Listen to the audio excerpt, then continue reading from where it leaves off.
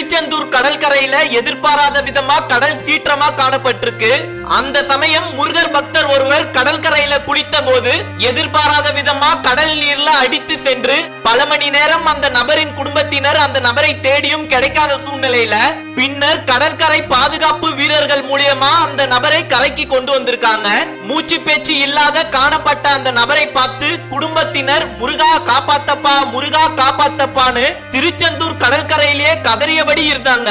தன் பக்தனுக்கு ஒண்ணுனா முருகர் சும்மாவா இருப்பாரு? முருகனை நம்பி வந்த யாரையுமே முருகர் கைவிட்டதில்லை என்பதற்கு ஒரு சிறந்த உதாரணமா அந்த நபர் இறந்துட்டாங்கன்னு சுத்தி இருந்த அனைவருமே சொன்ன நிலையில அந்த நபர் முருகனுடைய அருளால கண் திறந்து தன்னுடைய குடும்பத்தை பார்த்தபோது சுற்றி நின்ற மற்ற முருக பக்தர்கள் அனைவருமே கண்கள்ல கண்ணீர் ததும்பி மெய் சிலிர்த்தபடி நின்றாங்க. தன்னை தேடி பக்தியோட வந்த பக்தர்களை முருகர் எப்பயுமே கைவிட மாட்டாரு என்பதற்கு இந்த ஒரு நிகழ்வு சிறந்த உதாரணமா அமைஞ்சிருக்கு. இப்படி ஒரு ஆத்மார்த்தமான மெய் சிலிர்க்க வைக்கும் நிகழ்வை பத்தின உங்களுடைய கருத்துக்களையும் கமெண்ட்ல பதிவு பண்ணுங்க.